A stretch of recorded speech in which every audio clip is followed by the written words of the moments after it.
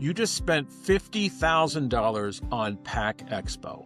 Booth, flights, hotels, samples, 3 days standing there while thousands of people walked past. You came home with 200 business cards, yet 0 customers. And next year, you're going to do it again. Why? Because you don't know what else to do. I'm going to show you a different way. A way that doesn't depend on trade shows or cheap pricing or hoping someone notices you and your company.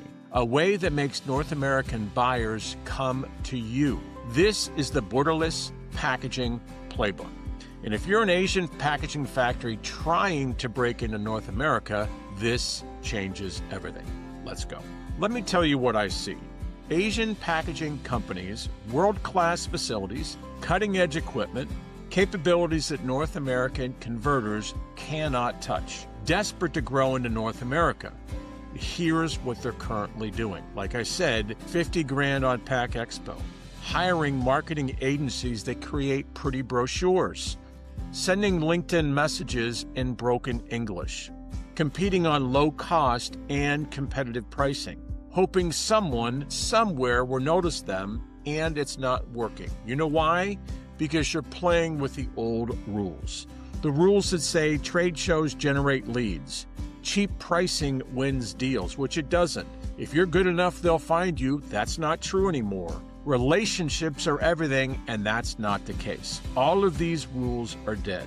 The perception problem you created. Now here's the uncomfortable truth. Asian factories have been looked upon as cheap, low quality, down and dirty. Not that you are, but that's a problem because you led in years past with low cost and cheap. You positioned yourself as the budget option. You competed on price because you didn't know how to compete on value. And that worked for a while. Now what changed? Tariffs. Global fears and worries, supply chain nightmares, buy American pressure. Cheap doesn't win anymore. In fact, cheap makes you more suspicious. North American buyers think if they're that cheap, what are they cutting corners on? What happens when something goes wrong? How do I explain to my boss why I chose the cheapest overseas option? You cannot compete on cheap anymore. So what do you compete on? Here's what most Asian factories don't realize. You're not the cheap option. Often, you're the only option. Let me explain. What you actually have at your fingertips. Many global suppliers, especially in Asia, are often the only companies who can run specialized, high-tech packaging materials. Custom sizes and fitments that North American converters won't touch, smaller minimum runs, faster lead times, 100% quality that's superior to North American companies. You can beat the colossal giants, Amcor, ITW, Sealed Air. Not on everything, but on specific applications where you have capabilities they don't, and you'll run materials they won't. The problem? No one knows you exist. And if they do, they don't trust you because you're still positioning yourself as a cheap, flexible packaging supplier instead of the only factory that can run this specific application with these exact requirements, whatever that may be. Here's the shift you need to make. Stop selling everything in packaging. Start focusing on 1 or 2 specialized solutions that no one can duplicate. Now, I know what you're thinking. If I only focus on 1 or 2 products, then I'll lose all my other business. No, you won't. Listen carefully. We use specialized packaging solutions to build trust. Once a North American buyer trusts you, once they've worked with you and your specialized packaging options, they'll buy other things from you too. But you can't start with "we do everything."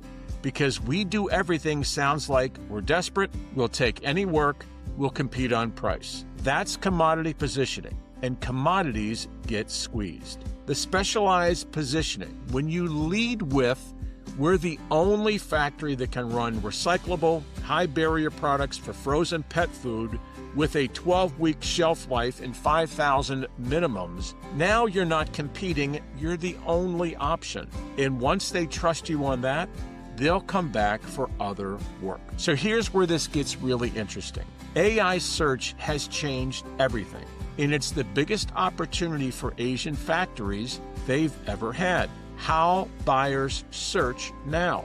When a North American buyer needs packaging, they don't call you first. They don't ask their network. They don't wait for a sales rep to show up. They ask AI, ChatGPT, Claude, who makes recyclable stand-up pouches for frozen vegetables with high barrier properties. Show me pharmaceutical packaging suppliers with FDA compliance and short-run capabilities. Who can deliver custom fitment pouches in 4-week lead times under 5,000 piece minimums?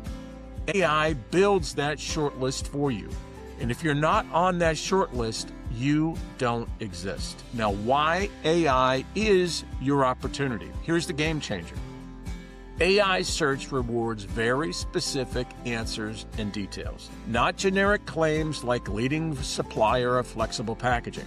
Specific applications, specific proof. And guess what? Most North American packaging companies are terrible at this. In fact, they're outright lazy. Flexible packaging solutions for multiple industries in 1987. Generic, vanilla. But if you can document your specialized capabilities with specific materials and processes, specific applications and industries, specific case studies and proof, specific certifications and compliance, AI can find you and AI can recommend you. And North American buyers will discover you before they ever talk to your competitors. It's the visibility advantage. Right now, when a buyer asks AI for packaging suppliers, your North American competitors show up, not because they're better, because they're visible. But if you become visible, if you show up in AI search with specific, detailed, trustworthy content, you and your company will win. Because once the buyer sees this Asian factory can do exactly what I need, they've done it for brands I recognize. They have proof. They have certifications. They understand my application. Price becomes secondary. Geography becomes secondary. You become the obvious choice. But here's the challenge. Even if buyers find you, they still don't trust you. Not because you're not trustworthy, because you're overseas. And North American buyers have been burned from overseas suppliers before. They've heard the horror stories, communication breakdown, quality issues, lead times that were optimistic, the nightmare of trying to resolve problems across 14-hour time zones. Even if you have the capability, even if you're visible, they're still skeptical. What doesn't build trust? Here's what doesn't build trust. Your website saying high quality and competitive pricing. Your sales rep sending LinkedIn messages in broken English. Your marketing agency creating generic brochures. You saying, trust us, we're very good. None of that works.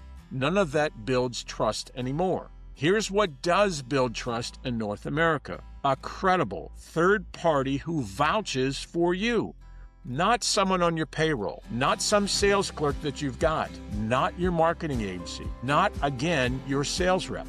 An advocate, someone who's been in the packaging industry for 35 or more years, has visited your factory, has met your team, has seen your equipment and capabilities, has their own reputation on the line when they recommend you, speaks fluent English and understands North American buyer concerns. The advocate rule.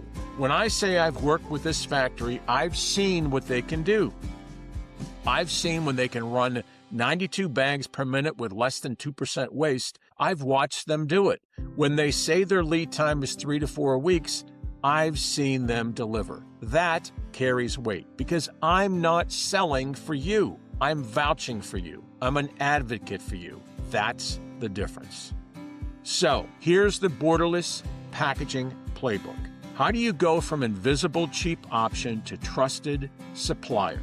This is the Borderless Packaging Playbook. 3 steps, simple, not easy, but simple. Step 1, extract. Find your specialized superpower.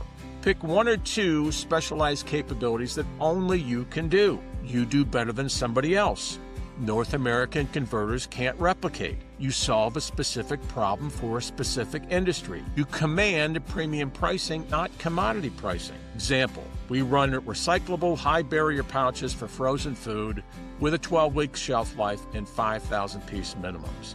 We make custom fitment pouches for personal care products with Pantone-matched colors, 10,000-piece minimums, and print up to 10 colors. That's specific, that's ownable, that's not a commodity. Now, the exercise for you is sit down with your operations team, your engineers, and your quality managers and ask, what's the hardest application we've ever run successfully? What do we do that our competitors cannot replicate? What customers come to us for that thing that nobody else can do? What capability have we invested in that's underutilized? What makes our operations team proud when they pull it off? You find one or two things that make you unique. Now that becomes your specialty. That's your entry point into North America. Step 2 is translate. You make it visible to AI and buyers. Once you know your specialty, you have to translate into language that AI and buyers understand. Not factory language, buyer language. Factory language versus buyer language is two different things. Factory language is we have advanced co-extrusion capabilities with precise gauge control and inline corona treatment. Buyer language, your production line runs 15% faster with our film because gauge consistency eliminates tension adjustments and reduces waste. You see the difference? One is technical jargon, the other solves a problem, and you make it visible. Then you create content that makes you findable when buyers search. Detailed capability descriptions, case studies with proof, application-specific content, certifications explained, problem-solving stories. This content does two things. It makes you visible when buyers search. AI will find you and recommend you. It builds trust before they ever call. And step 3 is an advocate. You get a credible third party to vouch for you. This is the most important part for Asian factories to understand. You can have the best capabilities in the world. You can have perfect content. But if it's coming from you, North American buyers are still skeptical. Why? Because you're the seller. Of course you say it's great. What you need is a third-party, credible advocate who has decades of packaging industry experience, has visited your factory and vetted your capabilities, speaks fluent English and understands North American buyer concerns, has their own reputation on the line, and is not on your payroll. What an advocate does is critical. An advocate does not sell for you. An advocate vouches for you. They say, I've worked with this factory. I've seen their equipment. I've met their team. Here's why you should talk with them. That breaks through skepticism in a way your sales rep never will. So how it all works together. Here's the thing. Extract, translate, advocate. That's not enough by itself. You also need a system that captures, qualifies, and routes opportunities. The problem without a system is what happens. A buyer finds your content, they're interested, they reach out, and who answers? A sales clerk that doesn't speak English? Your rep who's juggling 50 different projects? Your marketing agency who's never been inside your factory? The opportunity dies. The buyer had interest, they had real problems. They wanted to learn more, but they got a slow response or a generic response or no response. That opportunity is lost forever. This is why we built a system. Captures interest when a buyer is engaged with your content, qualifies them. Are they a decision maker? Do they have a real project? What's a fit for your capabilities? Educate them. Answer their questions in advance. Frequently asked questions. Provides more details, addresses concerns, and routes them to you, but only when they're qualified and ready. Not a cold lead, not a tire kicker. A warm, educated, qualified opportunity with a real project that fits your real capabilities. Now, why this works? You stop competing on price. When you lead with specialized packaging, price becomes secondary.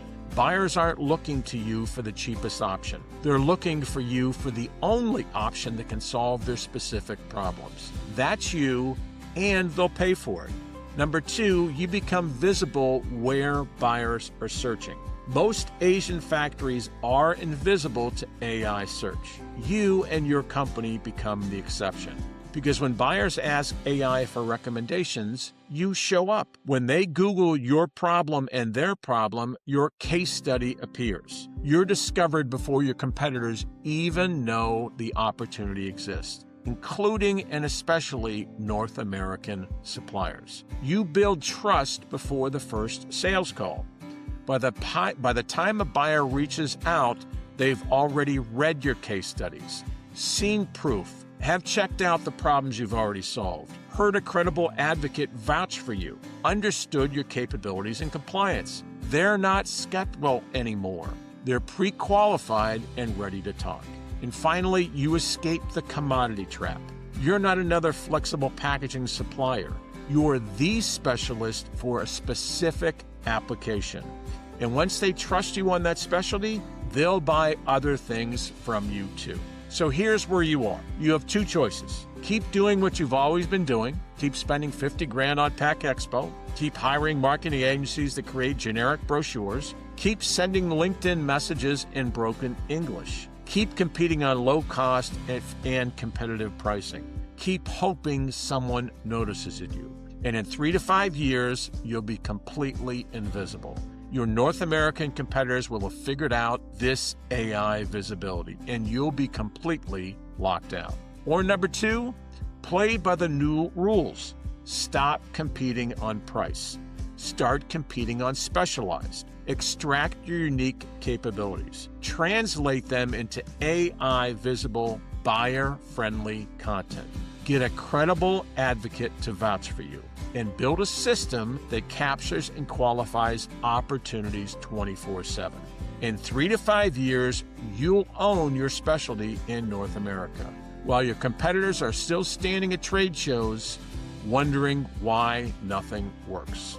So if you're an Asian packaging factory and this resonates, if you're tired of spending money on tactics that just don't work, if you're ready to compete on value instead of price, here's what to do next. Number 1, answer the following questions. What's the one specialized capability we do better than anybody else? Who needs that capability but doesn't know we exist? What proof do we have that we can deliver? Write down the answers and be specific. Number 2, test your visibility. Google the questions your ideal buyer would ask. Ask ChatGPT for supplier recommendations in your specialty. Do you show up? If not, you are invisible, and that's costing you. Step number 3, reach out. If you want help implementing this Borderless Packaging Playbook, if you want to know how to extract your specialty, translate it into AI visible content, and get a credible advocate to vouch for you, let's talk. I hope you like this video. If you do like it, please subscribe, and forward it to anybody you believe it'll help. Thanks.